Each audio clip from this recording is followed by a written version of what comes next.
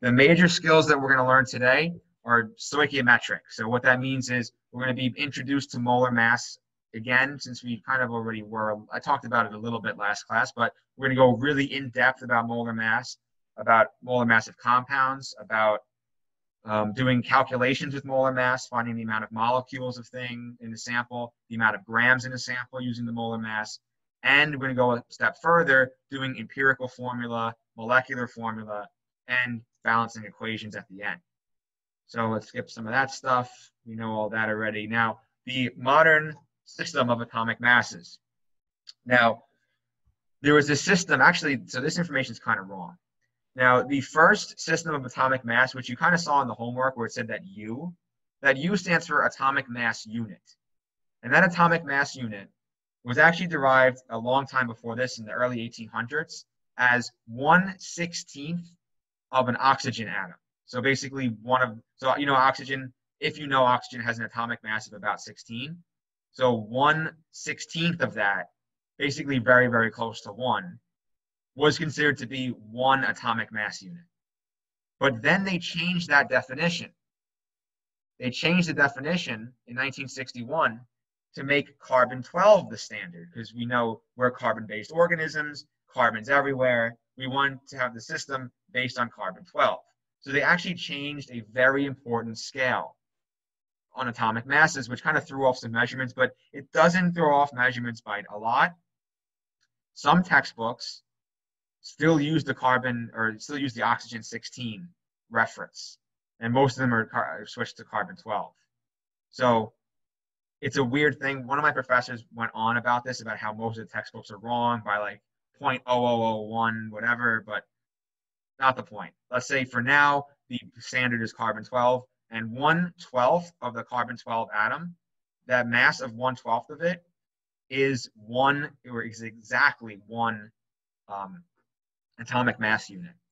So we can say approximately the atomic mass units for a proton is about 1, a neutron is about 1. That's why we learned that last week.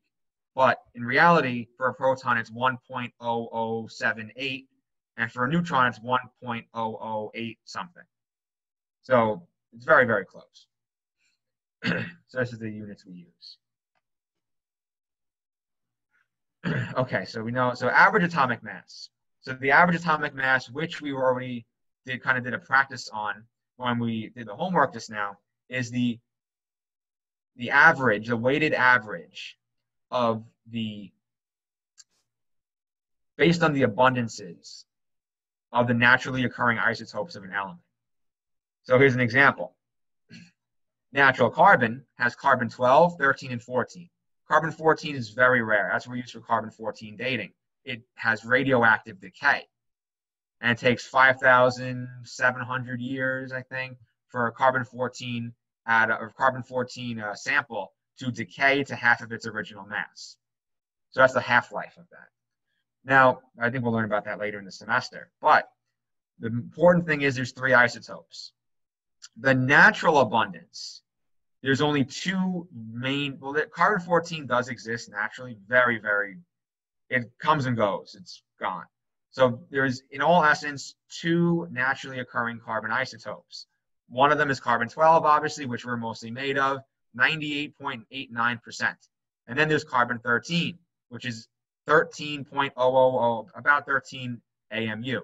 It's not exactly 13, because the only thing that's exactly a whole number of AMU is carbon-12, because the scale is based on carbon-12. Kind of like how the density of water is 1.000 grams per milliliter. It's the only substance that has a density of 1.000, because the whole system of density was created based on water. So it's the standard. Same thing here. So back to that carbon-13, it's 1.11%. So you take the weighted average of those, in which the way you calculate that is just like we've been doing, 98.89% or over 100 times the molecular weight or the atomic weight of the first isotope plus 1.11 over 100, or you can just 0.0111. But if that makes percentages easier for you, that's fine, times 13.003355. it's accurate to use the entire or the exact mass here. This is an exact mass. More accurate to use those. And then for this answer, this average atomic mass, you should get 12.011 because that's the number you see on the periodic table. And that's going to be the grams that are in 1 mole of carbon, which we'll learn about in a second. So any questions on why that's the case? What did I do? What did I say? Any of these units I'm throwing around? Any questions on those? All good. All good? Cool. Because I'm realizing now that the semester is getting into it, I'm teaching 3 different, between the NJIT and the other school, 3 different Gen Chem classes that are all in different places, like in the textbook. So I have no recollection of what you guys already learned. And that's a problem. So that's why I'm going to, before each class going forward, I'm going to relook at the previous class to know what you know. So I know how to approach the next stuff. So anyway, here's how you calculate the average atomic mass for carbon as we just did, and you get 12.01. And that 12.01 you've seen on the periodic table. Okay, so you could do this with any element. So some elements have more than 2 isotopes, like lead. Lead has 4 isotopes. One of them is 1%, 24%, 22%, 52%. We're not going to do this here, but you could do the exact same procedure. You could do it on your own and check yourself. And you do these percentages times their masses, add them together, and you should get 207.2. This 207.2 corresponds to the average atomic mass of lead on the periodic table. So it's the same concept for every element. Okay, so kind of know that already. Did that already. Okay, so let's do a question. So you have a sample of zinc and a sample of aluminum. So zinc weighs more than aluminum, just to tell you that. So you have to look at the periodic table. So each sample contains the same number of atoms. So by zinc weighs more than aluminum, I mean each atom of zinc weighs more than each atom of aluminum. So which of the following statements concerning the masses of the samples is true? So let's see. The mass of zinc is more than twice as great as the mass of aluminum sample. Now, for this, we need a periodic table to see exactly how much. So let's take a look. Periodic table. And there's ptable.com, which gives the best table. So here we go. Oh, hopefully, can you see that online? You should be able to. Yeah, you should. Okay. Yep. Yep. Okay, cool. So we look at zinc. Zinc has the average atomic mass of 65.36. Aluminum is 27. So 65 is more than twice 27. So that's true. Next one, the mass of the zinc sample is more than the mass of the aluminum sample, but not twice as great. No, it's a little bit more than twice as much. The mass of the aluminum sample is more. No, it's not. No, it's not. And no, they're not equal. Okay, so yes, the answer is A. Does everybody see how it's A? Where even if you have the same number of atoms, based on their molecular weights on the periodic table and also their isotopes, one atom of another element could weigh more than a different element. And that's because of its contents, right? In zinc, you're going to have, looking back at the periodic table, you're going to have 30 protons, and then since the atomic mass is 65, you subtract 65, or 65 minus 30, that's 35. You're going to have, on average, 65 65 nucleons, they call it. So nucleon is a fun term. Nucleon actually is an umbrella term for anything in the nucleus. And what do we know is in the nucleus? We know only the protons and the neutrons. So if you say zinc 65 isotope has 65 nucleons. That means it has a combination of 65 protons and neutrons. So comparing that to only 27 on average nucleons of aluminum, zinc is definitely going to be twice as much. And it has twice as many things in it, twice as many nucleons. Okay, so let's go towards the mole. All right, so the mole is, did we talk about the mole at all yet? No? No, we didn't. Okay, good. So I can give you my whole spiel. All right. So Avogadro's number, otherwise known as Avocado's number. Haha. I'm assuming all of you are chuckling now, even though your mics are muted. But so Avogadro's number is this really big number, 6.022 times 10 to the 23rd. Some people say 6.023, but it's actually 6.022, 1/4. But some people we leave off the 1/4, and that's particles. Now, that's approximately 6 and 23 zeros. We can't even fathom that number. Now, the definition of it is derived again from carbon-12. And what it is, it's the number of atoms that make up exactly 12 grams of pure carbon-12. So we want the carbon-12 isotope, we want that number, that 12, to be the same as its grams per mole. That's how we derive this mole number. It's how many atoms it took to get to exactly 12 grams. So we want them to be like the same.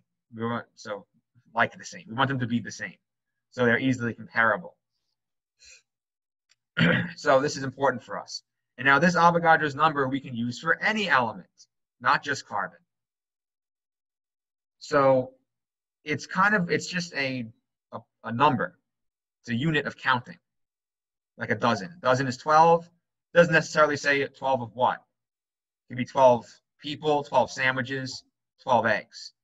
Avogadro's number, you can have an Avogadro's number of people. That's a lot of people. Avogadro's number of sandwiches. That's what I'm thinking I need for dinner. And then we can have Avogadro's number of eggs, which that's all. I could also eat that for dinner. But the idea of how big this number is insane. So before I get to that picture, I'll tell you about it. Now, some participation here. How many of you, or who thinks that there are an Avogadro's number of blades of grass on planet Earth? 6 and 23 zeros. That's like trillion is 12 zeros. This is 23 of them. Probably more. Do you think there's more than a mole of them? More than a mole of blades of grass? And James, you're on the right track. Trick question, so no. Haha, yes, you're right. So there is not. So there is not even close to a mole of blades of grass on Earth. Think about that. It's all like the jungles and everything, all the Sahara, not Sahara, that's a desert. All the like fields and like prairies and stuff, thousands of miles, whatever, you get the point. That all those blades of grass added up, not even close to a mole. So now, it's a tough one. What about grains of sand? Grains of sand on the planet. Does it add up to that number, that Avogadro's number? Grains of sand. That's all the beaches. That's all the ocean, the bottom of the ocean. That's all the deserts too. The Gobi Desert is like the size of the United States. The Sahara Desert, I think, is bigger than that. So and it goes like miles deep in sand. So do you think there's a mole of grains of sand? Who thinks so? So we have one even more. James, still no. Nah. All right, fine. You guys are mostly right. And you kind of caught into my trick where you're right. There is not, it's weird. So I'll give you numbers now to quantify this. You're right. There is not even close to as many grains of sand on the planet than there is molecules or particles in a mole. And they calculated how many grains of sand approximately on Earth. And the number is 3 times 10 to the 18th sand. Think about that. That's insane. 3 times 10 to the 18th. 3 and 18 zeros grains of sand on Earth. Wow, Isabella, that is right. Wow. And there was somebody's PhD thesis to go around the planet and count every grain of sand. No, that's what my advisor would do to me. He'd make me do that. But they probably just did a surface area study. Very easy to do. But So that's how many grains, and there's also billions created every day. But there's that many grains of sand on the planet. Now, looking at Avogadro's number, ignoring the 6 and the 3, you can say it's double, right? But then you have this thing, the 10 to the 23rd, 10 to the 18th. If you divide those by each other, divide Avogadro's number by the number of grains of sand, you get 10 to the 5th. And you divide 6 by 3, you get 2. So 2 times 10 to the 5th. That equals 200,000. Because 10 to the 6 is a million. So 200,000. This means that, no, there's not 200,000 more in Avogadro's number than there are grains of sand. There are 200,000 times more. 200,000 times more particles in Avogadro's number than there are grains of sand on the planet. To give you an idea, if we doubled the grains of sand on Earth by 2, so we'd multiply it by 2, it would encapsulate the Earth, and we would all be dead. It would all just be sand all over the place, I think. Or it'd be pretty close. It would really mess things up. If we multiplied it by 3, it would probably encapsulate everything. Multiplying it by 10, you would have probably 10 miles deep.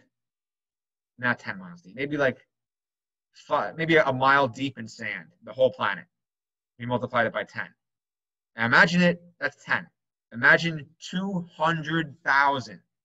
That is enough sand to that's enough sand maybe to, I don't know, multiplying it by 200,000 to hundreds of miles deep in sand, the entire Earth. So, and think about how small sand particles are. So I think I blew your mind with that, hopefully. That's insane, this number. So they calculated this number as the number of molecules or number of atoms in just 12 grams of carbon-12. 12 grams. That is enough to fit in your hand. You won't even know what's in your pocket. That's what 12 grams is. So here's examples of a mole. Copper. Copper is pretty heavy. Copper is 50, whatever. Let's see, 53. Copper, 63. 63. So copper, 63 grams. And in 63 grams of copper, there is the same number of particles of copper than there are grains of sand if the grains of sand were multiplied by 200,000. And copper can fit in your hand. And you can drop it and you won't even notice. Iodine is poison, you would die. But you can hold it with gloves on. And the mass of iodine is what, like 120 something? Let me see. Iodine, yeah, 126. So the average atomic mass is 126, 127. So 127 grams of iodine is a mole, and it can fit in your hand. So you guys get the point. Sulfur, 32 grams. Mercury, 50 something, I think. No, 200. That's wrong. Listen.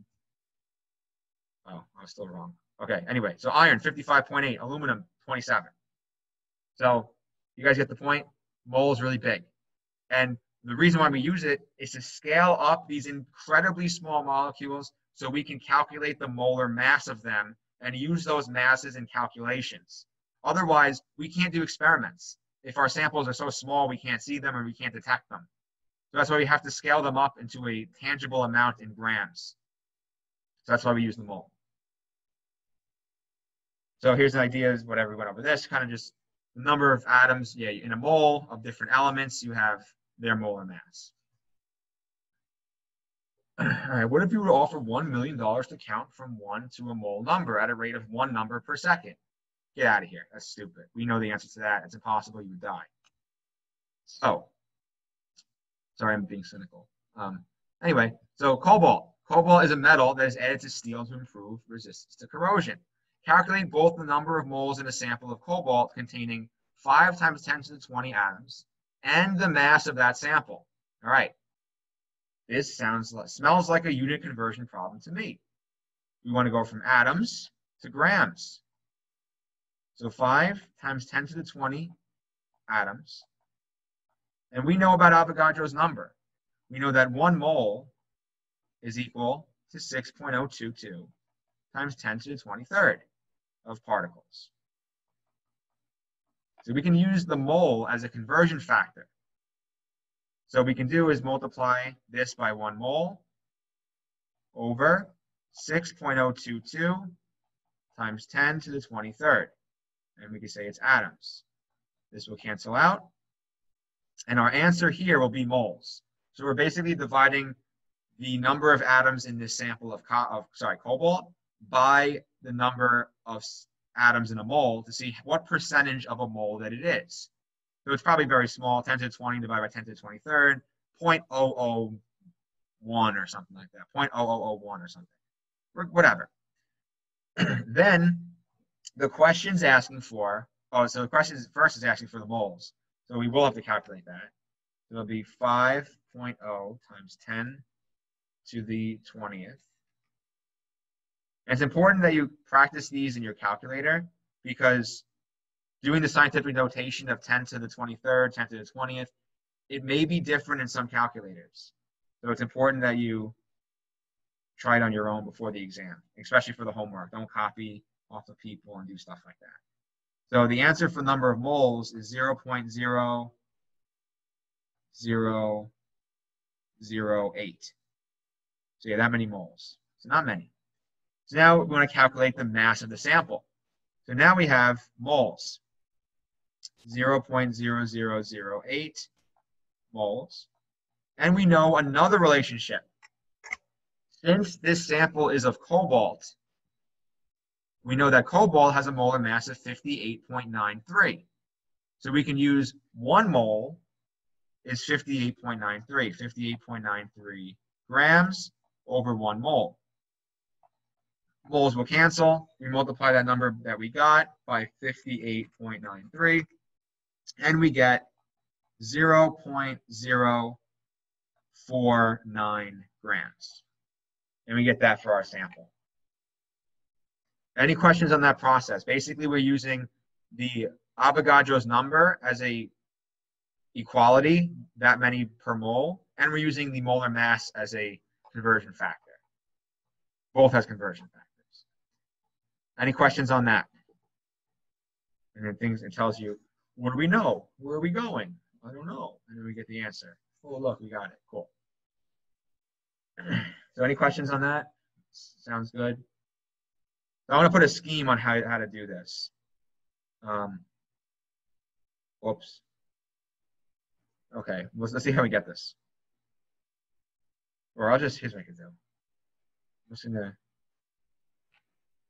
say bye-bye to the answer. Bye-bye answer. All right. So what is the number of atoms of carbon that are in 1 carat diamond? So 1 carat is 0.2 grams. All right, let's just start with 0.2 grams then. 0.200 grams of carbon. We're looking for the number of atoms of it. So what do we know about carbon with grams? We know that 12.01 grams of carbon is 1 mole based on the periodic table. So carbon's right here, 12.01. So we know that. And we also know that we have 6.022 times 10 to the 23rd atoms in 1 mole. So basically what we're doing here is the exact opposite of what we did in the previous problem. We're starting out with grams here and going to atoms. Before we started at atoms and we're going to grams. We'll multiply this number by 1 mole divided by 12.01 grams of carbon. Grams of carbon cancel out. Multiply 6.022, etc. over 1 mole. Then the moles will cancel out and you do this math and you get, what was the number here? 2 times 10 to the 22nd, I think. This is atoms. So I kind of went through that a little bit sloppier, but does that make sense? We're using both of these, the molar mass and the Avogadro's number, as conversion factors. If not, please ask questions or see a tutor. No, I'm kidding. You can ask me. Good? Okay, well, we'll be doing examples too. Okay, so which of the following is the most accurate description of a mole? mass of carbon in a measured sample of carbon. What do you guys think? I want your opinions here. The chat. Makes sense. I don't know if it, Isaiah said makes sense probably to the other stuff. Okay. And Lucas, thank you for your mind being blown. I appreciate it. So do you think A is correct? No. No, yeah, that's a dumb statement. It's too vague to me. Next one, number of atoms in any given sample of an element. Well, that's dumb. That's not it. Number of sodium ions in 58.44 grams of sodium chloride. That's a loaded statement. Now, because we learned naming last week, we know sodium, we learned naming last week, right? Yeah? Okay, I'm not going crazy. All right, I know that much. So since we know naming, we know sodium chloride is NaCl. And now that we know about molar mass, we can figure out the mass of sodium chloride, which sodium is about 23, chlorine is 35.45. We add those up, you get, I'm telling you right now, you get 58.44. So if that's the case, if 1 mole of that is 58.44 grams per mole, then the number of sodium ions, is that going to be 1 mole? Anybody?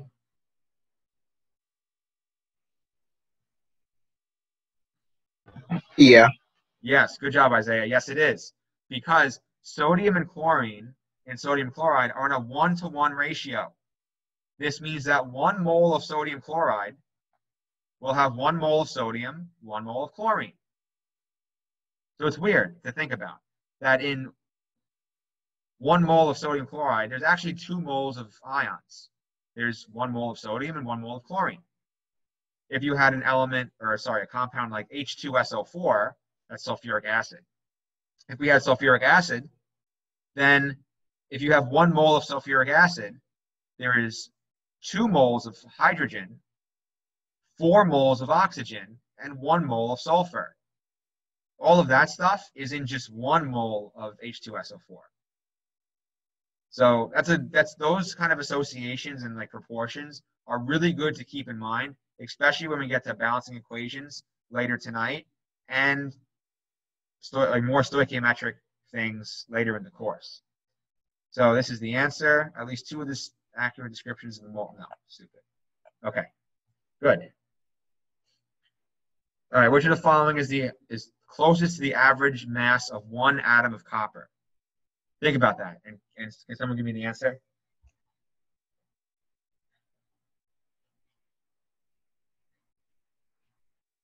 One atom of copper. E. E, good, exactly, E. So E, because the question is 1 atom of copper. That's teeny, teeny, teeny, teeny. So it's definitely not going to be anywhere near grams. So it's definitely going to be 10 to the 22nd grams, somewhere around there. Cool, good. All right, so which of the following 100-gram samples contains the greatest number of atoms? And so we have magnesium, zinc, silver, and calcium. So I'll do this. So many windows open. All right, so which of the following in a 100-gram sample contains the greatest number of atoms? So magnesium, or sorry, I'll just wait. You guys can tell me the answer. Greatest number. Zinc. Not zinc. Magnesium. Yes, yes. So why is it magnesium? Since it's the lightest, so there would be in a 100-gram sample, there would be the most atoms of magnesium. Good, perfect, awesome, great explanation. So in the magnesium has a molar mass of 24 grams per mole. So if you just kept the grams constant at 100 grams, the lightest element would have the most atoms in that sample. And what you could do on your own to study is this is slide number 29. You can go back to slide 29 and you can figure out how many atoms are in a 100-gram sample of each one of these. And you can see that for yourself. So for magnesium, you first figure out how many moles it is. So 100 grams divided by 24 grams per mole, that would give you the most amount of moles, meaning the most amount of atoms, than any of these samples. Zinc would be 100 grams divided by 65 grams per mole. So that's about maybe 1.8, 1.7 moles.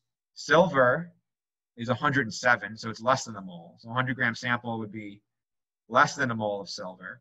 And for calcium, it'll be a little bit more than 2 moles. Calcium's molar mass is 40. So if you do those, you get the number of moles. And magnesium would be 4 moles, about 4 moles of magnesium could fit in 100 grams, whereas those numbers are a lot smaller. Okay, good. All right. The molar mass of a substance, we know how to do that. Okay, so before we go, or not go, before we take a break, because I'm thirsty, is we're going to calculate the molar mass of calcium carbonate. So very easy way to calculate molar mass of a larger compound, something that's just not one atom, is you just take the molar masses of everything on the periodic table that's in the compound and you add them up. So for calcium, it's 40.08. Now, a big question that you guys might already be thinking of is rounding. You see that I'm throwing numbers all over the place. I'm rounding some of them, not rounding other ones. What is this madness? So when it's extremely close to the number, such as to a whole number, not the number, is like hydrogen, 14.007, oxygen, 15.999, fluorine, 18.998. In those cases, rounding to a whole number is okay. But in cases like sulfur, 13.06, or not 13, 32.06, that might not be okay. Chlorine, definitely not okay. 35.45. That's kind of right in the middle. Most of them are near whole numbers, but not all of them. Like gallium, 69.723. So 69.7 is fine. 69.72 is even better, but definitely not 7, because you can get thrown off. Okay. So anyway, let's go back to this carbon. We're going to add carbon, 12.01. And then we have 3 oxygens, 3 times 16.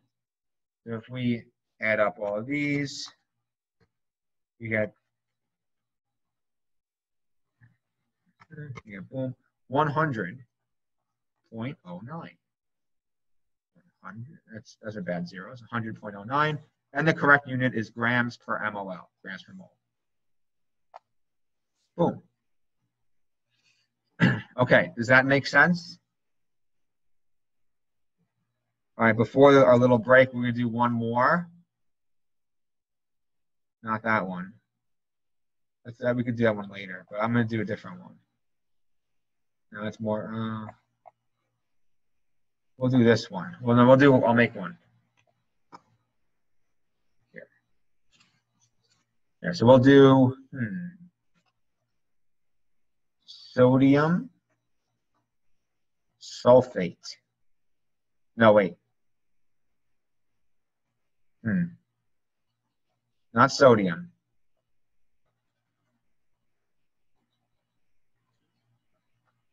Iron. This is called,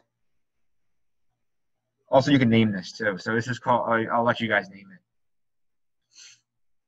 But anyway, so we'll do this one. So basically the only difference here is that you have parentheses and you have a subscript outside of the parentheses.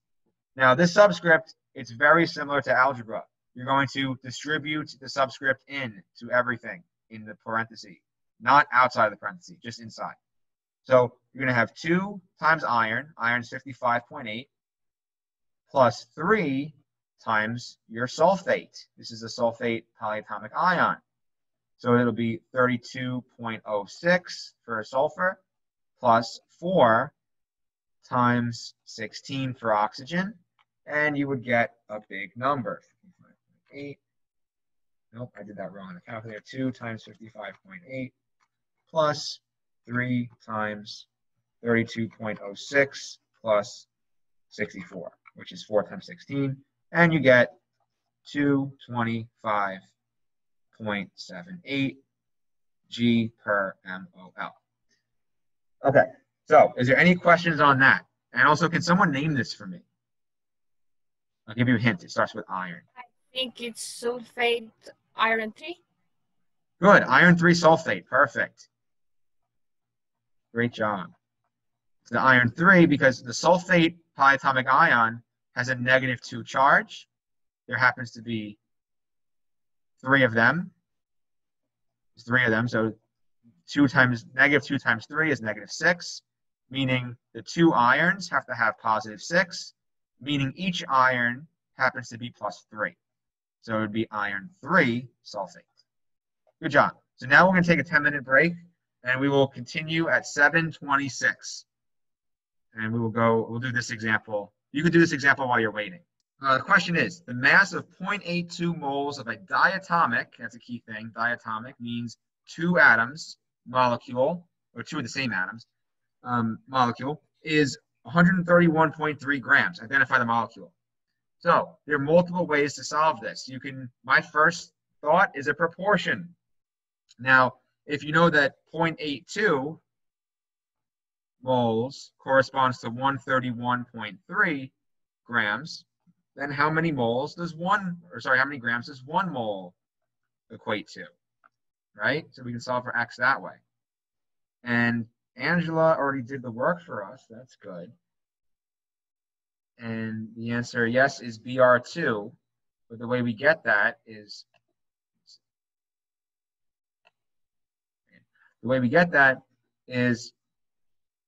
once we solve for that, you get 159. So if you solve for x, you could do cross multiplying or whatever you want to do. Algebraically, you get 131.3 grams. And you divide that by 0.82, and you get 159 grams. That 159 grams divided by 2, since all of these diatomic molecules, and these are all halogens that exist as diatomic gases. That's where they come from. And when you divide it by 2, you get the molar mass of just one of them. So 159 divided by 2 is equal to 79.5. And that's more closest to, if you look at bromine, 79.9 is the average atomic mass. So most likely it's bromine, or definitely it's bromine. Okay. Any questions on that? Are we good? All right, cool. All right, so another thing is mass percent. That's another thing. Now, then we'll go right into empirical formula, I think. Yeah. Okay, so mass percent. So for mass percent, what that means is if we want to calculate the percent mass of each element or any element in a compound out of the entire molar mass. And that could come in handy when we're dealing with different size samples. If you want to figure out how much iron is in a specific sample of iron sulfate, if we know that mass percent, we can multiply the percent by any sample to figure out the amount of whatever element we're looking for. So let's try to find the mass percents, just for practice, of carbon, hydrogen, and oxygen in this compound carbone. So let's do that. So let's do the molar mass first. The molar mass will be 10 times 12.01 for carbon, plus 14 times 1.008 for hydrogen, plus 16 for oxygen. All right, so 10 times 12.01 plus 14 times 1.008 plus 16. That gives us 150.2 grams per mole. Okay, so now we can split that into our components. So for carbon, we know that the carbon component is 10 times 12.01. 10 times 12.01 gives us 120. 120.1 out of 150.2. So that is 80%. 79.9 are about 80%. So carbon's 80%. And then we could do hydrogen approximated. So 14 times that is about 14. 14 divided by 150.2 gives us 9.3%. And then 16 divided by 150.2 gives us 11% or 10.6%. For oxygen, it's 10.6%. And we add all those up, we get 99.9%, very, very close to 100. So there are your mass percents. Now, a follow-up question could be, if I have a sample of 200 grams of carbone, how many grams of oxygen are in there? So you would multiply that 200 grams by the mass percent of oxygen, which is 10.6 in this case, or 0.106. So you multiply it by the percent, and then you would get your answer. Okay, so does that make sense? And any questions on how to calculate mass percent?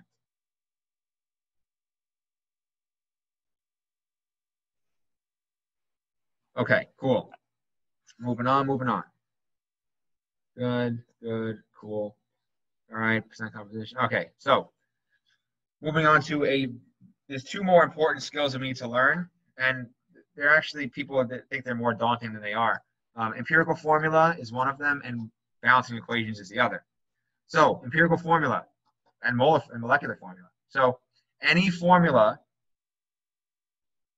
or any molecule, I hate the way you're representing this. So what the empirical formula is, let's just get the definition. Is there a definition? No, okay. So empirical formula, I'll write down here. Empirical formula equals, it's a simplified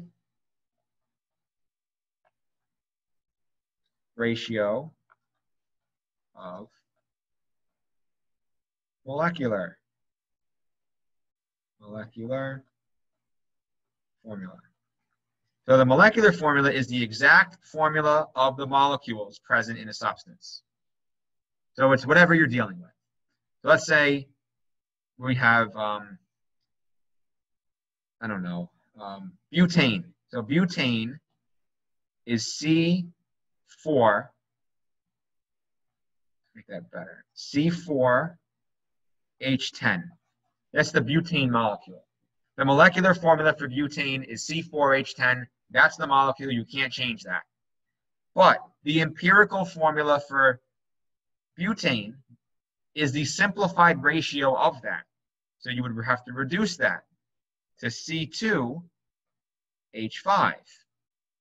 C2H5 itself is actually a different compound. It's not related to butane at all, but it is the simplified ratio or the empirical formula of butane.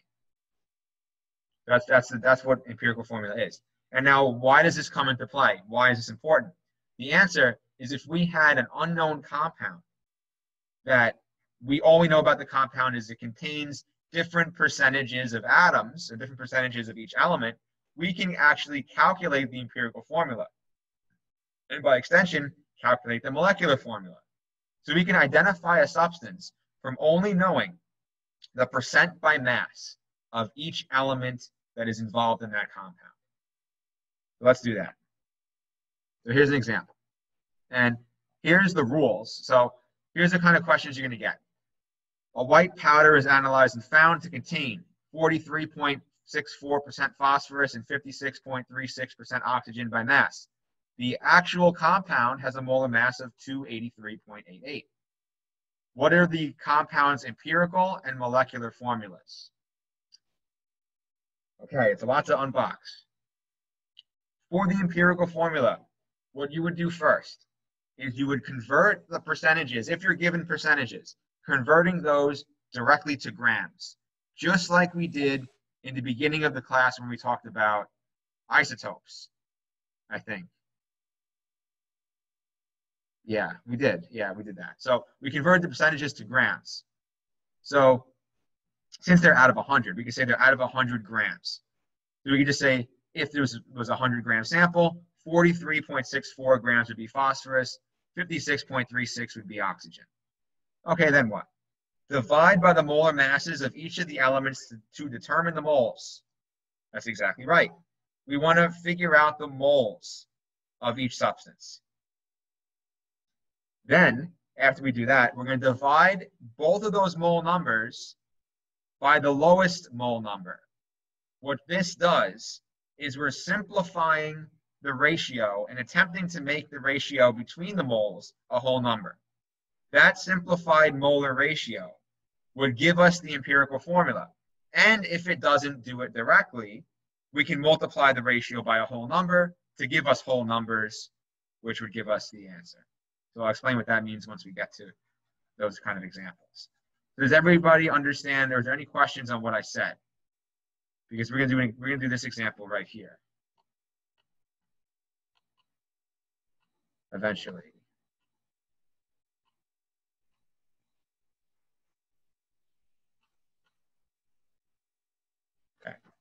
Okay.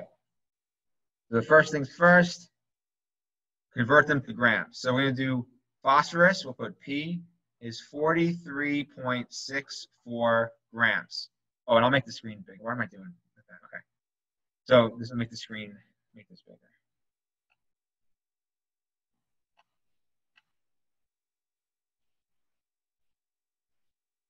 You can hide this too.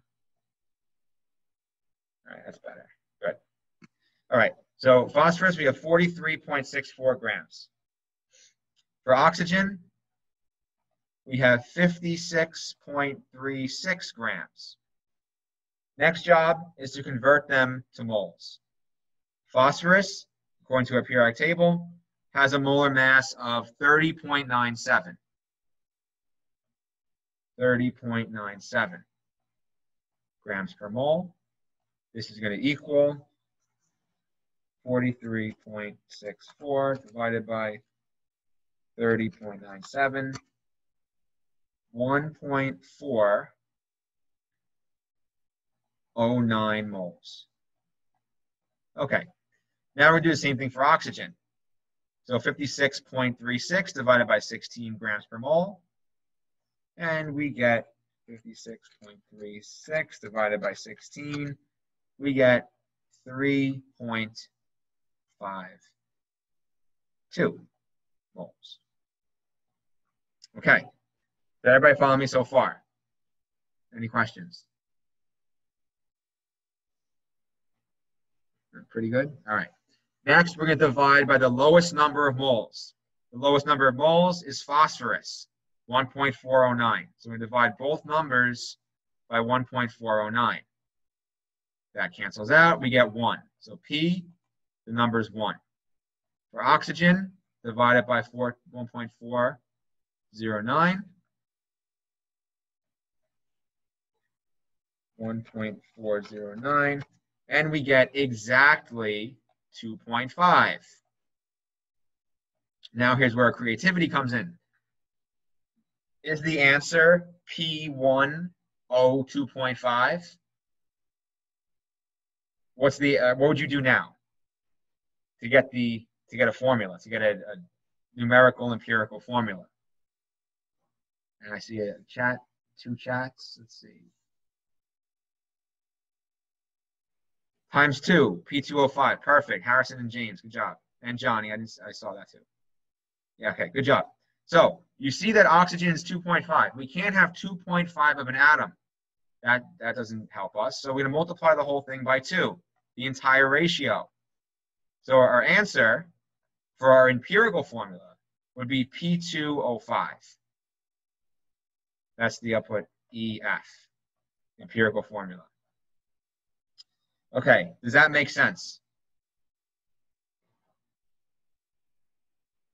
All right, good. Now, we're not done yet. We need to figure out the molecular formula, which the reason why we're given the molar mass of 283.88 is to figure out the molecular formula. Now, it's true that the empirical formula is the most simplified version of the molecular formula. Sometimes they might be the same, but in this case, I don't think it is. Now, what we can do to see how many times, basically what we're trying to do, is to see how many times the empirical formula fits into the molecular formula by mass. So we can figure out the molar mass of the empirical formula to determine that. So phosphorus would be 2 times 30.97 because the 2 from the P2O5 plus 5 times 16. I'm going to estimate 2 times 31 plus 5 times 16. I messed up.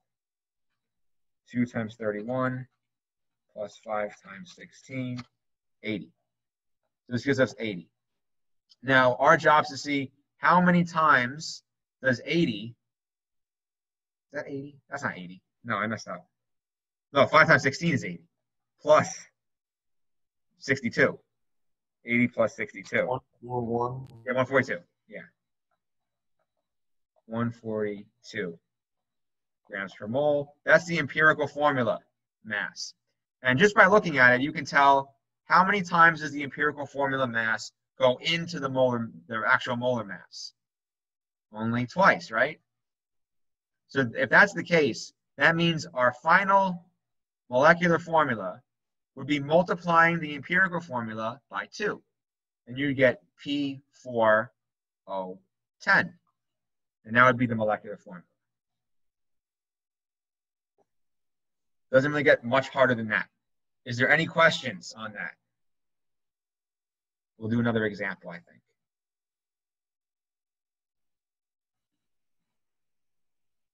No? All right, let's do another example.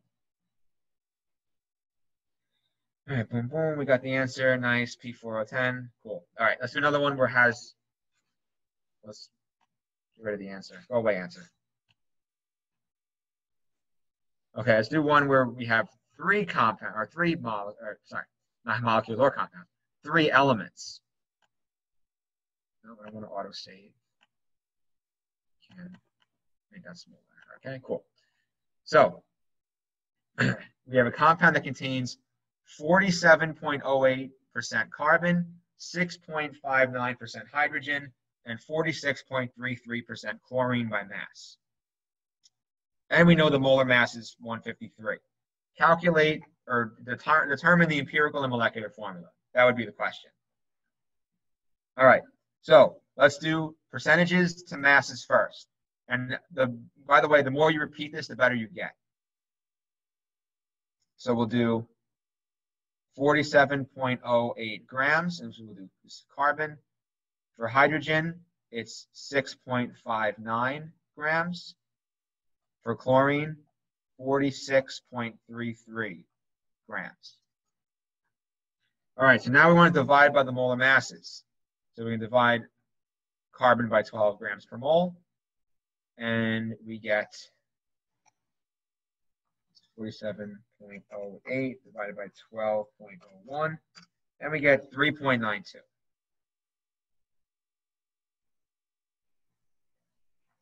Then we're going to do the same thing for hydrogen, but divide hydrogen by its own molar mass, which is 1.008. So we're going to have 6.59 divided by 1.008, and we get 6.54 moles. And then for chlorine, we're dividing it by 35.45 grams, 46.33 divided by 35.45, and we get 1.31 moles. So just to reiterate, these molar masses, I didn't just pull them out of thin air. I get them from the periodic table. Any questions so far? I know I went through that a little bit quicker.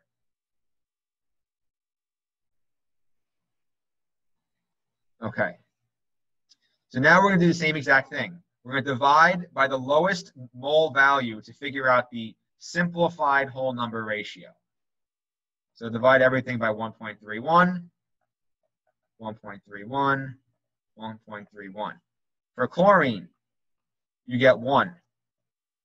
For hydrogen, looks like you get maybe 5. I don't know. Let's see.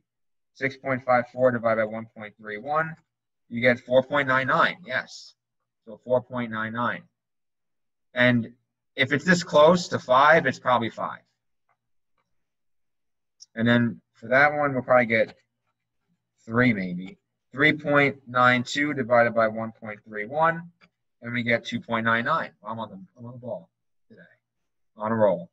Okay, So when you do these questions on your own, you are not going to get exactly 3 or exactly the whole number you're looking for. If you're looking for 4 and you get 4.01 something, you're fine. If you're looking for 4 and you get 3.98 something, it's 4. But if you're looking for 4 and you get 3.75, you may not be right, or if you get 3.8, for example, that may not be right.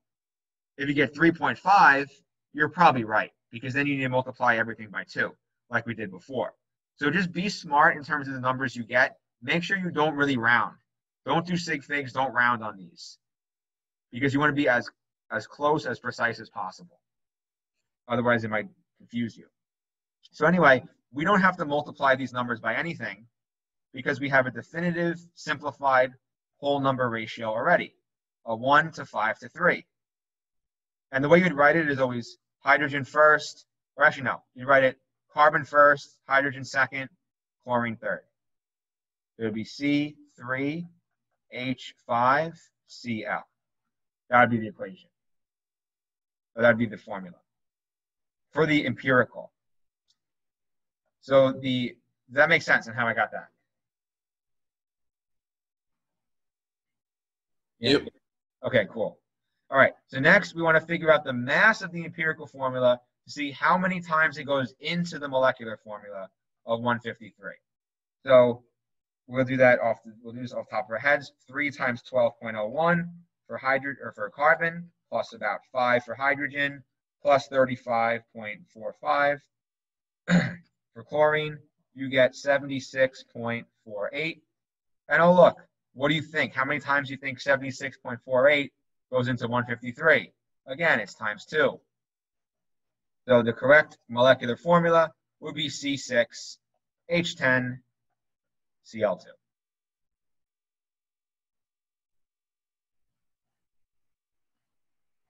Any questions on that? No? All right, cool. We're smooth sailing. Good job. Why did you multiply by 2 again? Oh, because, so the second part of the question, it's not written here, would be find the molecular formula. Given that the molar mass is 153 of the molecular formula. So once you have the empirical, you want to see how many times the empirical fits into the molecular. Oh, seen it. Right. So, Okay. so the empirical, the 1 unit is 76, multiplied by 2 to get to the molar mass of 153. Okay, good question. Okay. Okay, so this is a stupid one, but this is kind of like, oh, any more questions?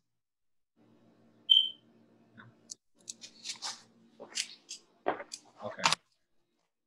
Okay, so let's say you have styrene, which is the empirical formula CH, and the molecular weight is 104. What is the molecular formula? Easy, right? So CH is 13. C is 12, H is 1, about 13. 104 divided by 13. 104 divided by 13 is what, like 8? Yep, exactly 8. So it's going to be 8 times this. So it'd be C8H8. Cool. So hopefully the test questions are that easy. Okay. So is there any questions on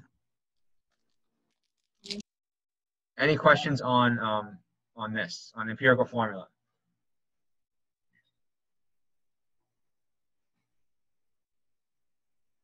None at all. Okay, cool. That means I did a good job. Or you guys are just really smart. Could you do that one again? Oh, this one, number 10. This question. Okay. Okay, thanks. All right, so this question this would be like a fair multiple choice on a test. So if you have this styrene, whatever, it tells you the empirical formula, meaning the simplest form is just CH. The molecular form, meaning the molar mass of the real compound, is 104. What is the molecular formula of styrene? So you know the mass of it is 104. And you know that 104 has to be broken down into a number of empirical formulas. So I'll put molecular formula mass has to equal an integer times the empirical formula mass. That's how we're doing this. So the empirical formula mass we're given is CH, so we know that it's 12 plus 1 equals 13, about grams per mole. Now we know our molecular formula is 104. So 104 equals N times 13. And that N is equal to 8. This 8 means that we have 8 times the empirical formula to make the molecular formula, meaning this entire empirical has to be multiplied by 8. So it'd be C8H8.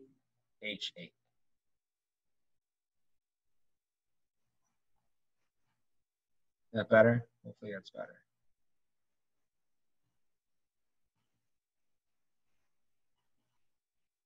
Okay. All right. Cool. I hope everybody gets that. All right. So now we're going to switch gears a little bit to chemical formulas, and we're going to learn how to balance equations. So this is the last skill that we're going to learn today, I think. I think so. Yeah. Well, we could do limiting reactant too. Oh, we do limiting. Wow. Okay. So a lot of stuff. Okay. So we need to know how to do equations before we do limiting reactant. All right. So a chemical equation. You've seen chemical equations before, and it basically involves the reorganization of atoms in one or more substances, blah, blah, blah. They're not created or destroyed. Conservation of mass, we get that. The most important things to know is that on the left side of the equation, you have the reactants. On the right side of the equation, you have the products.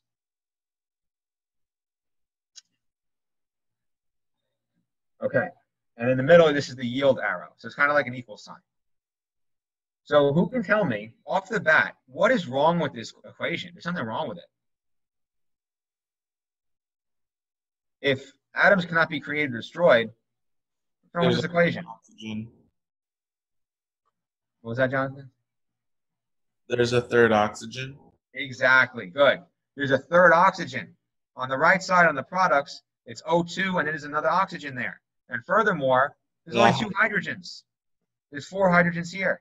Carbons are good, but the oxygens and hydrogens aren't balanced. So that's a problem. This is where balancing equations comes in, because sometimes the equation can be represented by this is going to be experimentally done, and you can figure this out, that this is true. But the exact ratios of masses, of moles, that these reactions abide by is told to us by the balancing, the coefficients, if you will, of their ratios. So we can balance this equation. So we can start from just doing an example of balancing equations. There's different ways to learn it. There's people are like, oh, most textbooks make a chart, and maybe in high school you learn make a chart. You X things off of the chart as you go along, blah blah blah. And I think they teach that here too. They teach that everywhere. That's how I learned it, and that's why I didn't learn it correctly when I first learned it. So I made my own way of doing it. So this is a combustion of methane, in case you're wondering. So CH4 plus O2 is H2O plus CO2. And combustion, I was about to say constipation. Combustion is a defined process. It happens when you have an organic compound such as methane, which is a very flammable gas. You can have butane, propane, different kinds of carbon and hydrogen containing hydrocarbons, and they react with O2. O2 is fire, right? So this reaction, and Mila, thank you for laughing. Thank you for thinking that's funny. So actually heat is a byproduct of this also. So this is a defined reaction. Is once O2 is added, the byproduct or the products, byproduct is a heat, but the actual products is H2O and CO2 all the time. This is characteristic combustion. So The question is, how do we systematically balance this equation? And it's very simple. The way I do it is I just read it like a book, and I compare the left and the right side. So let's do that. Let's look at carbon first. Carbon, there's 1 on the left. Look at carbon on the right. There's 1 on the right. We're good. Hydrogen, there's 4 here. Wow, it's 4. Hydrogen, there's only 2 here. Well, we need 4 here to balance them out. Put that over there. Then you only have to put coefficients. You can't put subscripts there. You can't change any of that. That changes the compound. Only subscripts. All right, let's move on. O2. There's O2 here. How many oxygens are on the right side? There's 2 now of this. Since the coefficient counts for the entire thing, there's 2. And then for the CO2, there's 2 more. So there's a total of 4. So that means this has to be a 2. We're done. This is an easy one, but still, the process is the same with little modification as we go into more difficult examples. So does that make sense? Is there any questions on how to do that? That's a very easy one, but we'll do more examples and tougher ones. But it's just going left to right. Sometimes you might have to go back and start over and do the iteration of going through it twice. But other than that, it's not that more difficult. Okay. Oh, there's a comment. What is heat for? Oh, so heat's just a byproduct of, if you burn something, it's going to get hot. So the heat could be used for any process, really. That's why people burn things, to produce the heat. Okay, so here's how you would, you make a chart, you put the thing over here, and you cross out whatever. Yeah, whatever. I don't care about that. Another thing about chemical reactions. Sometimes in these reactions, you'll see these little parentheses with the state, meaning not New Jersey or New York, but the physical state, solid, liquid, or gas, or aqueous. Aqueous means it's dissolved in water. Now, these states are not to be confused with elements or anything else. They're just there to tell you what type of, or what state the compound or molecule is in. So basically ignore them when it comes time to balancing equations. You don't worry about them at all. Okay, oh, damn it, the answers are here, but we can get rid of them. Cool. Okay, so let's do these. These are a little bit more tough. So here we go. Oh, the first one really encompasses everything. All the two nuances that are important for balancing equations. The first problem is important, so listen up. All right, so let's just do it as is. Calcium, there's 1 Ca on the left side. We can do this. 1 Ca here, 3 Cas here. Better put a 3. OHs. Now here's the thing. I am not splitting up oxygen and hydrogen. OH is hydroxide. That is its own entity. If we see something like that, we must keep it as its own entity. Because only if it appears again on the right side. And the trick question is, does OH appear on the right side again? What do you guys think?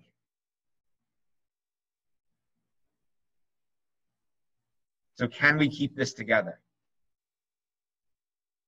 and solve it as comparing OHs to OHs? If you don't get it, this is okay. It's a trick question. Okay. The answer is yes. We can keep it the same. And the reason why, and I suggest doing this anytime your equation is important. Maybe you want to write this down.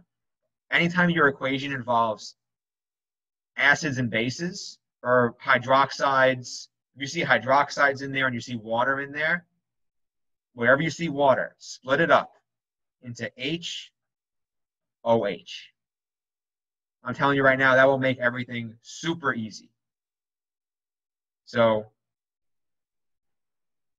when involving hydroxide or acid base reactions split H2O into HOH. That's very important. So I'll give you a minute to write that down.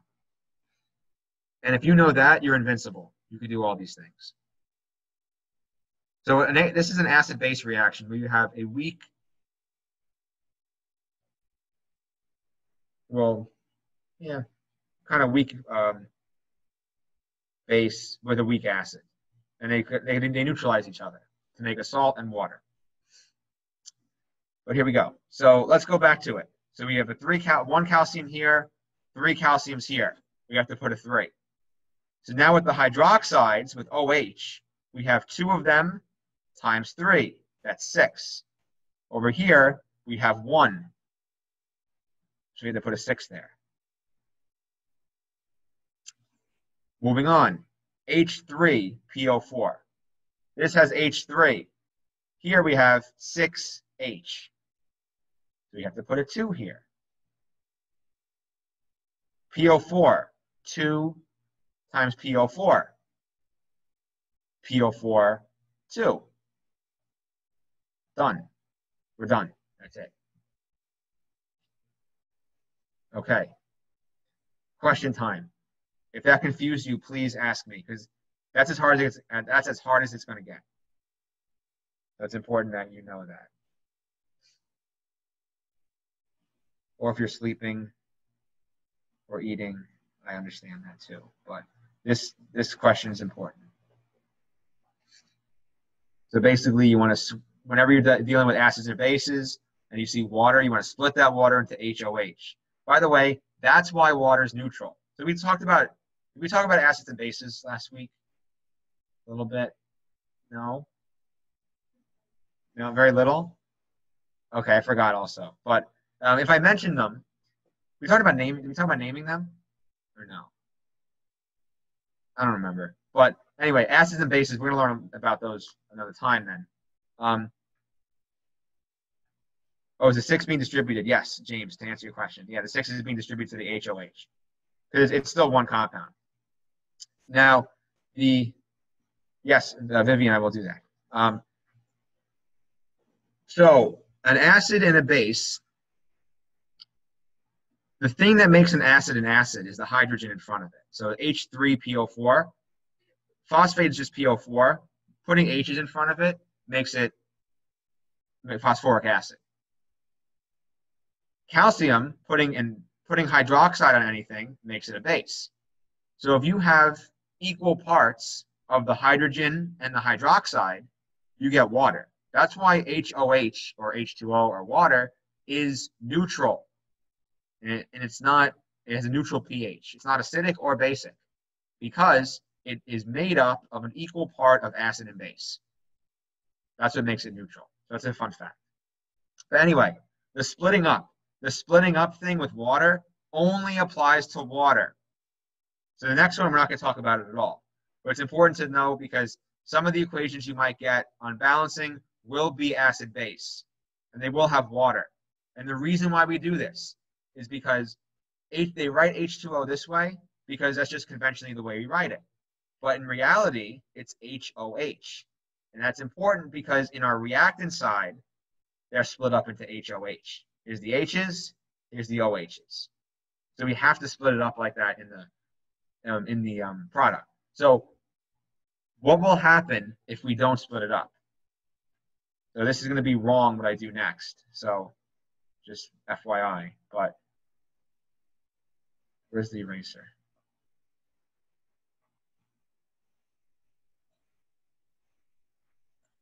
Draw, there we go. All right, so if we don't split it up, what's going to happen?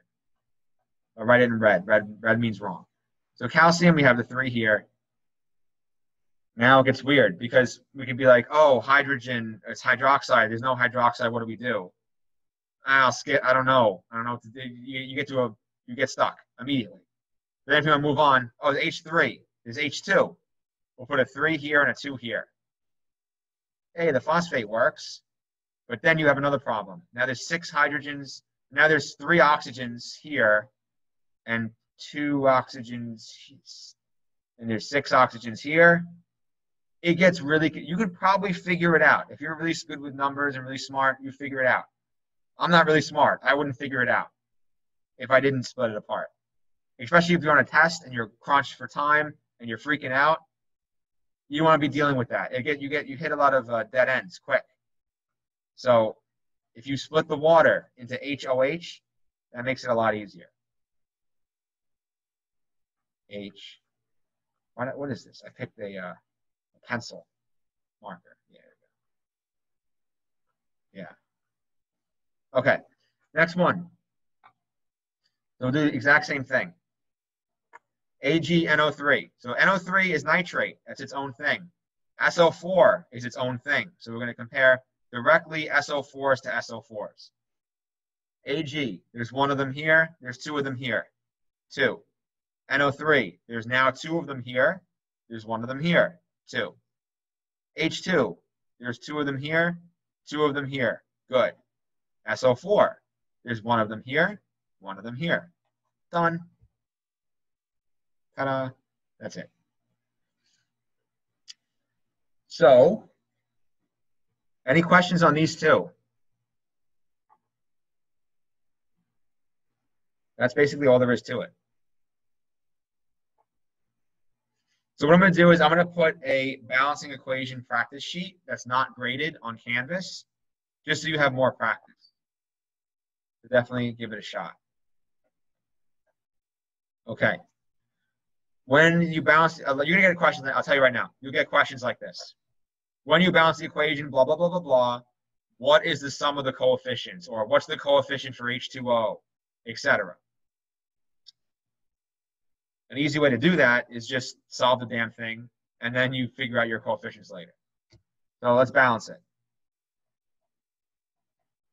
NH3 plus O2 yields NO plus H2O. In this case, you have H2O, but in reality, you don't have to break it apart here. You can, it'll still work. It'll still work if you break it apart, but you don't have to. And the reason why is because this is just a normal organic equation. There's no acids and bases going on. There's nothing ionic being split apart. It's just ammonia plus oxygen equals nitrous oxide and water. It's all organic. There's no acid base. But if you didn't know that, let's say you forgot about that, I would say split it up anyway. You'll get the right answer. All right, so let's go element by element. Nitrogen, nitrogen, good. Hydrogen, 3, hydrogen, 2. We'll switch colors. Make this 3, make this 2. Now we have to go back. We change the number of nitrogens. 2 nitrogen, 1 nitrogen, 2. Let's go to oxygen now. O2, 2O, 3O. Now it gets confusing. Watch. Well, not confusing. Now it gets interesting. We have to use the same approach that we did for when we have to multiply the empirical formula by a whole number, because you watch what happens. Here you have 5 oxygens. What do we do, right? We can make this 5 oxygens. We just force it. Make it 5/2. Is that what you guys said?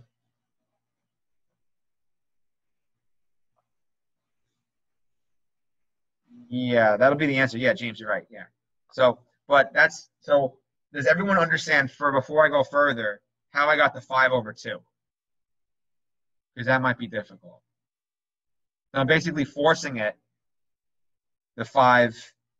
So 5/2 of O2, meaning you could do that you could do that by yourself. So the 2's would cancel out, you get 5. But it's a fraction, so you can't have a fraction in your completed solved, your completely balanced equation. So what you need to do is multiply the entire equation by 2. So your answer would be 4 would be there, 5 would be here, 4 would be here, and 6 would be here. So the sum of your coefficients is 10, 15, 19. D.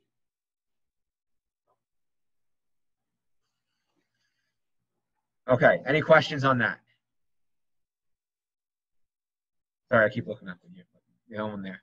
Any questions on that? No? Are you sure? Because that's kind of, maybe you guys are, you're smarter than me then, because I would have had questions. No? All right, fine. Be that way. You get 19. Okay, so let's do another one.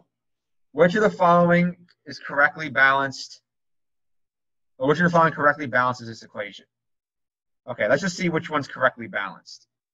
So this is easy to check. You can just say Ca, good. O2 is good. 3 carbons, 3 carbons. Looks good to me. That's good. Next, 2 CAs, 2 CAs, 2 oxygens, 2 oxygens, 5 carbons, 2 times, that one's good too. Oh, wait. Oh, sorry, you have to balance this equation. Oh, this one's balanced, but it's not correct. Because look, you can't change the coefficient there. Or you can't change the subscripts. This is wrong. If you want to balance this top equation, that's wrong. So, okay, so this one's right because only the coefficients are changed. Next one, it's got to be the same. So this is good. Calcium is good with calcium. O is good with 1/2 of O2. So 1/2 of O2 is just 1 oxygen. That's good.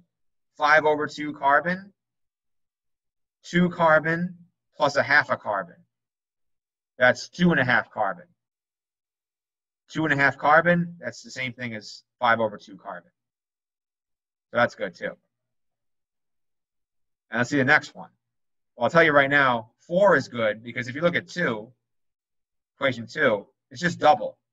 So equation 4 is double equation 2. So you can tell that's good. All right, so actually all 3 of these are considered to be correctly balanced. But out of these, here's a question. Out of these, which one is the better one? Which one is the most simplified, best one to write? 2, 3, or 4?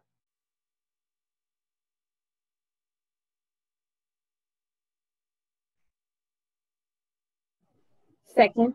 I mean the first one. 2? You mean, yeah, the first one out of the list of 3, yeah, number 2.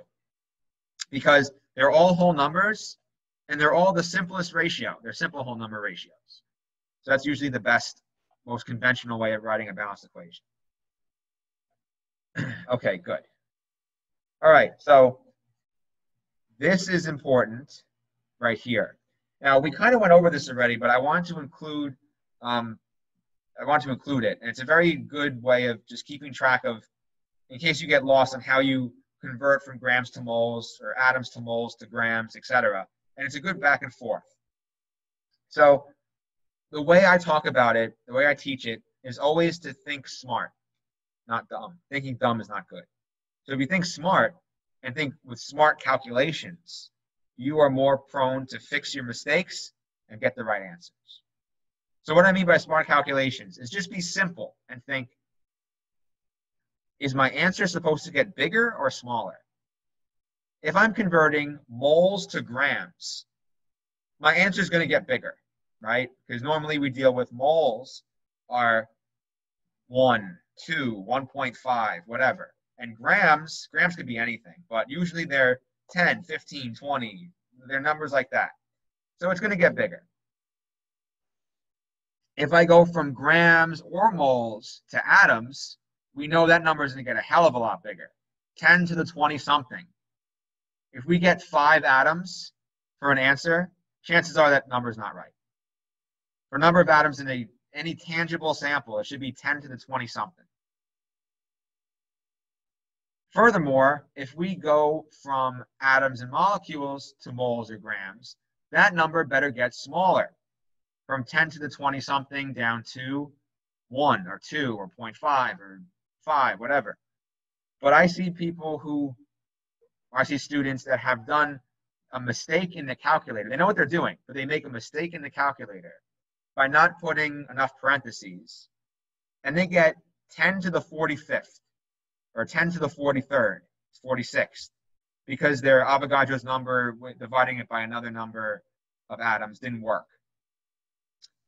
And then they put that down for their number of moles or their number of grams. They get 10 to the 46 grams. I'm like, what are you doing? Like, that's against the smart calculation. You know what you're doing. You know how to do the mathematical process, but it's interpreting your answer to see if it's valid, if it makes sense. Always do that. So this kind of makes sense based on what we went over. When you're going from a big number to moles to grams, you're dividing by Avogadro's number, then dividing, then multiplying to get to grams. So if you go from atoms to moles, you're dividing, moles to grams, multiplying by Avogadro's number. Grams to moles, which gets smaller, you're dividing. Moles to atoms, you're getting a lot bigger, you're multiplying. Does that make sense? We kind of went over this already, but this is just a good scheme, good schematic of how to do it. Okay. Over the years, we have this thing. Okay. Okay, so here's where we kind of put everything together. So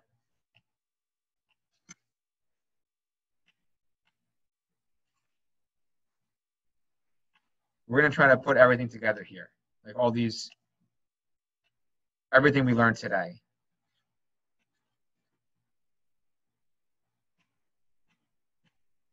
We have that equation. And we have this information. So we have that equation. Whenever you're given a chemical equation, the first thing you should ask yourself is it balanced? Sometimes it might not be, especially for you guys, because you're taking the first exam, and balancing is on the first exam. So is this balanced? Fe2, 2Fe, good. O3, O3, good. 2Al, 2Al, Al2, good. All right, what masses of iron 3 oxide, that's this one, and aluminum must be used to produce 15 grams of iron? Whoa, whoa, whoa. Lots going on there. So something we didn't talk about yet is how to interpret these equations. We can interpret these coefficients as molar ratios. So the way to read this equation is 1 mole of iron 3 oxide reacts with 2 moles of aluminum to create 2 moles of iron liquid and 1 mole of aluminum oxide. So that's how we read it. It's a molar ratio. So now we can manipulate that ratio and use it to our advantage to figure out anything we want about the equation. So example, how much of the reactants do we need to produce 15 grams of iron? All right, let's see. This is iron. 15 grams of it. What's the molar mass of iron? We need to always convert it to moles first. 55.8. So we get 15 divided by 55.8, and that equals 0.27 moles of iron. So that's how many iron. That's how many moles of iron we're trying to make using this equation, using their relationship. So if we know, let's use the molar rate. So okay, first, does that make sense? Any questions? I want to go through this one slowly. This is very, very important if you understand this.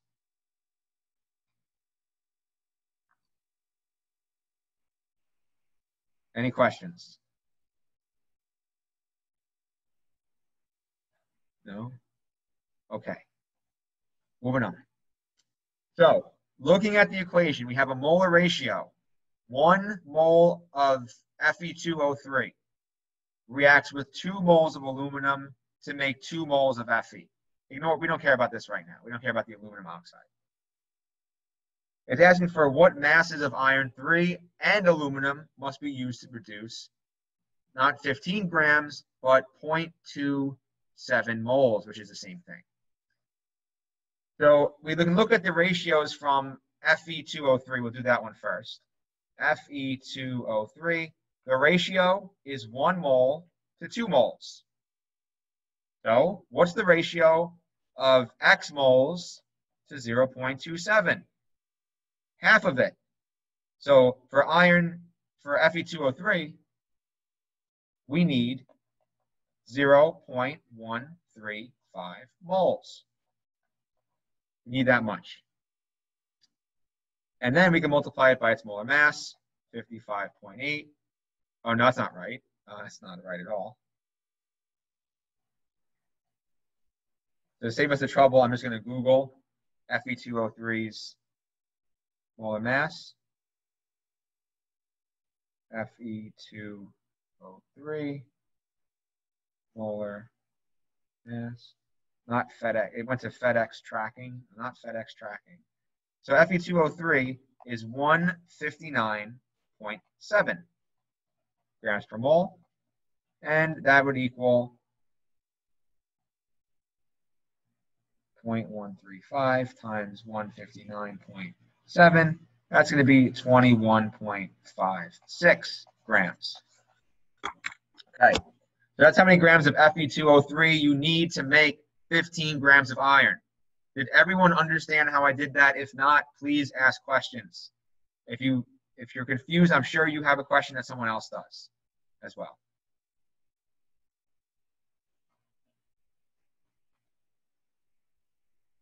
Oh, how is it a 1-to-2 ratio? Good question.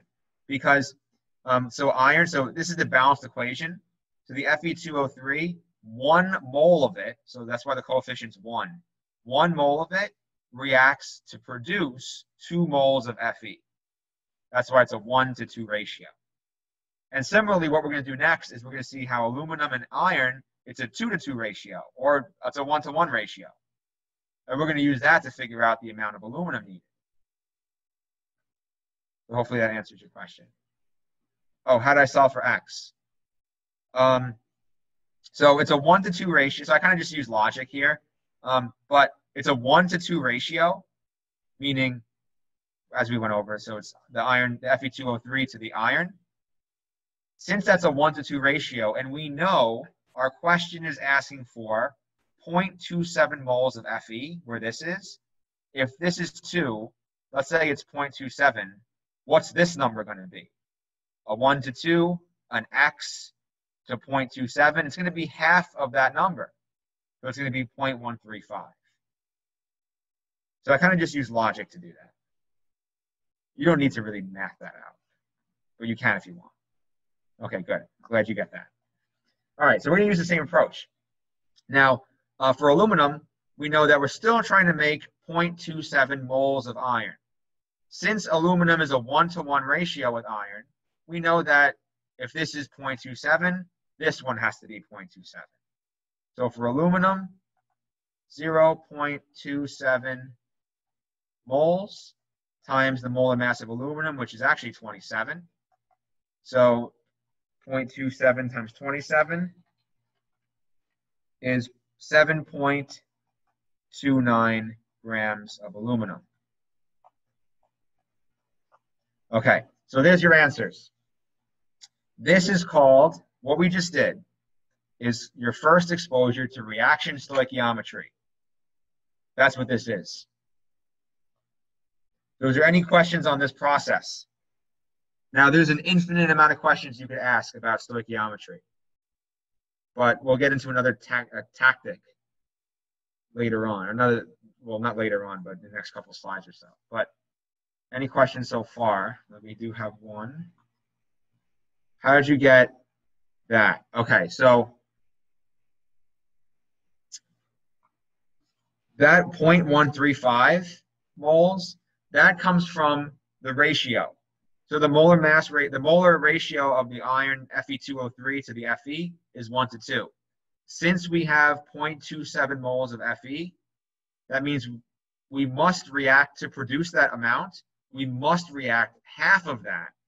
So 1-to-2 would be equal to 0.135, or half of 0.27, to react to make the 0.27. That's how much would react. And for the aluminum, since it's a 2-to-2 ratio, we would need 0.27, which is the same amount, to react to produce 0.27 of that. So does that, hopefully that makes sense. And if not, ask again. Okay. Okay. Oh, we're actually going to run out of time soon. Interesting. Okay. Oh, the last thing we're going to cover is this concept called limiting reactant. So what we just figured out is the exact amount of each of the reactants to add together to produce a desired amount of product. In reality, one of those reactants is going to be in excess, such as if you react methane with, if you combust methane, oxygen is going to be in excess. You're going to have a finite amount of methane, like say propane, or you're doing propane tank, you're doing a grill. You have a finite amount of propane in the tank, and you're going to have a virtually unlimited amount of oxygen in the air to burn it with. That's how chemical reactions are. Something is in excess, and something else is limiting the duration of the reaction until it runs out, such as a propane tank being burned, being for a grill. It's going to run out eventually, but the oxygen won't. And the reaction will stop because of that, because one of the reactants is depleted. So that's the limiting reactant. And we can actually quantify this limiting reactant using our new found skill of stoichiometry. So here's a perfect reaction where everything, all the different atoms and molecules in the beaker react perfectly. But in not all cases, they react perfectly. Let's say here, the reaction was between 3 of these H2 molecules and 1 of the N2s. And it makes this the NH3. If you have too many N2s in there, the maximum amount of N2s are going to react, but you're still going to have 2 left. This means N2 is in excess. And this means the one that runs out first, the ones that stops the reaction from happening more, which in this case is the H2O, is called the limiting reactant because it's limiting the duration of the reaction, because the excess is like, yo, man, where's my H2s? I need them. I don't have them. H2 is like, yo, I'm limiting this reaction. You don't have enough of me. You can't react with me completely. So yeah, that is limiting reactant. So it's the amount that runs out first. So, and you can figure this out. So here's how to figure that out. First, any questions on what it is? No? Okay, cool. So here's what we can do. First is balance the equation. Always the first thing to do is balance the equation. You need to figure out these molar ratios. Once you figure them out, you can start manipulating the different numbers. Next, determine the amount of product theoretically produced from each reactant. Meaning, if each reactant, and they're going to give you amounts of reactants. They're going to give you, here's the equation. If 2 grams of reactant A reacted with 10 grams of reactant B, which one's limiting? And how much of the product will be made? That's how the questions will work. So the next part, determine the amount of product produced from each reactant. You will take each reactant individually and see how much product, based on the molar ratio, and then you would use that molar ratio to figure out the exact amount of the product will be produced of each reactant. So you'll have, all right, reactant A makes 5 moles if it reacted completely. Reactant B makes 3 moles if it reacted completely. Then you go to number 3. Whichever reactant produces the least amount of product is the one that's limiting. Because that makes sense. If it's responsible for, when it runs out, producing less amount of the product, that means it's the one holding the reaction back. If the other one can react more, then it won't react completely, because once you get to that limiting reactant's responsible product amount, it'll be depleted and it won't be there anymore. Alternatively, you can compare reactant moles. Yes, you can, kind of, but I don't like, just stick with 1, 2, and 3. All right, here we go. This is a perfect example. So if you have a sample containing 18.1 grams of NH3 and 90.4 grams of CuO, which of the following, or which of them is limiting? First step. What's the first step?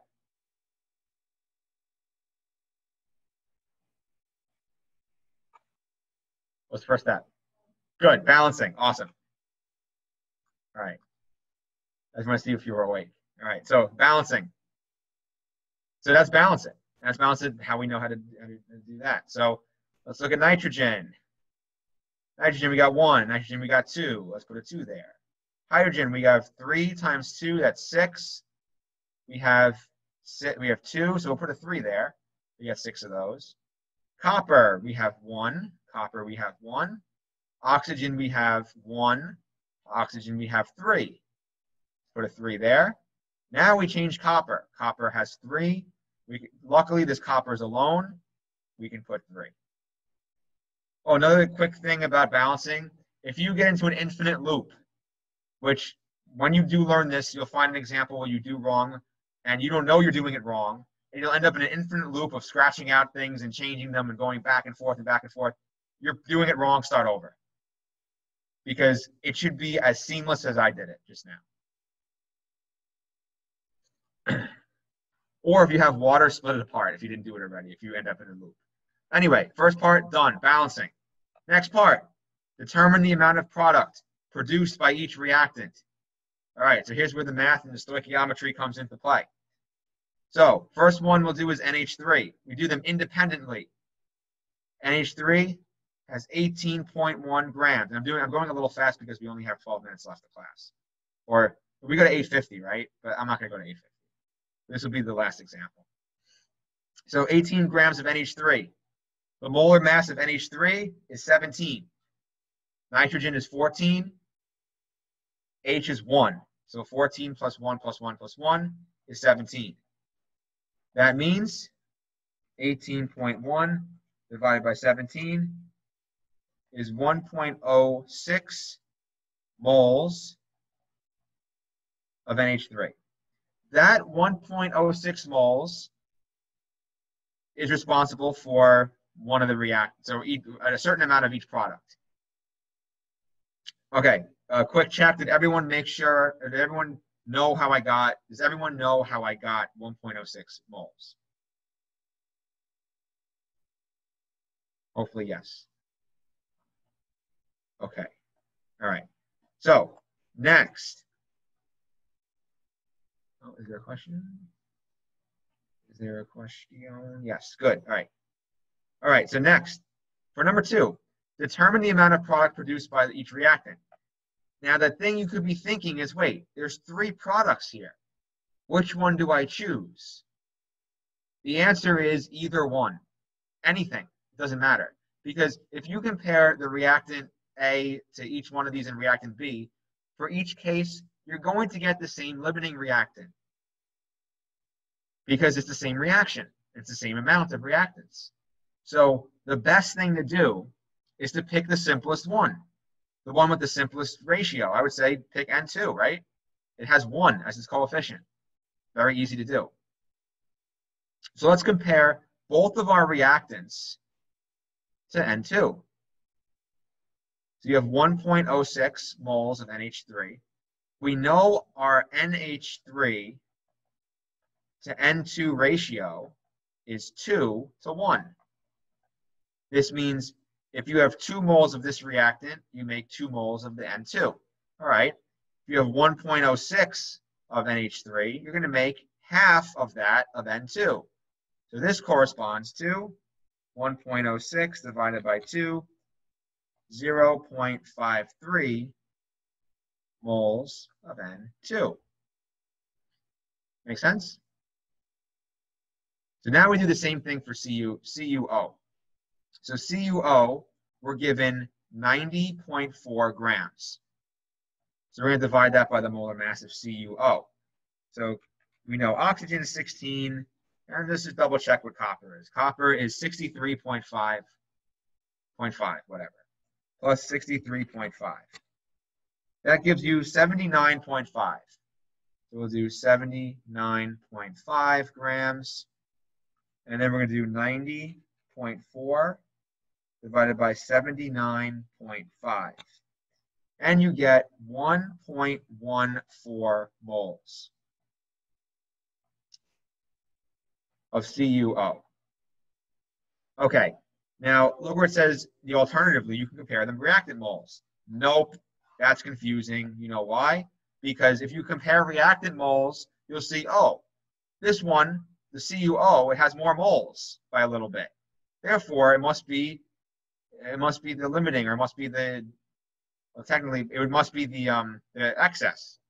Not necessarily, because it's all dependent on the ratio of reaction of the reactant to the product.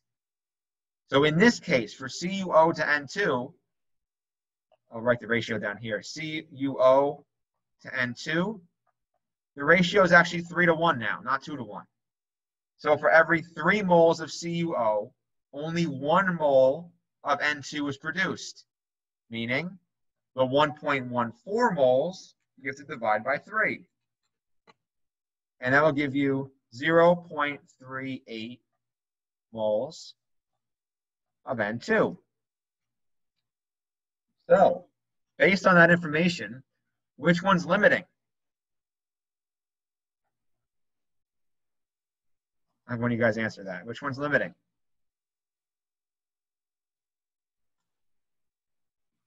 Good. CuO.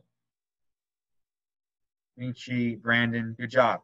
So, CuO is limiting because after you factor in the ratios and you pick a product, it doesn't matter which product you pick, it turns out that CuO corresponds to less product formation than NH3 does in this case. Good. Follow-up. You can figure out exactly how much is in excess, how much is left, whatever. So, where you can do that, or how much is produced, you can take the limiting reactant, multiply it by the molar mass of N2, times the molar mass of N2 is 28, and that gives you 10.64 grams of N2 produced from this reaction, if it was 100% yield.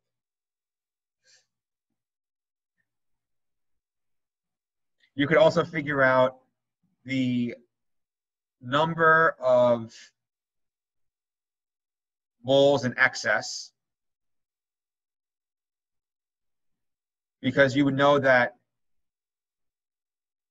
for NH3s in excess, you want to see how many moles would create 0.38 instead of 0.53. It's a little bit more work, but you can figure that out. So you can do a ratio of 1.06 moles over X equals 0.53 over 0.38.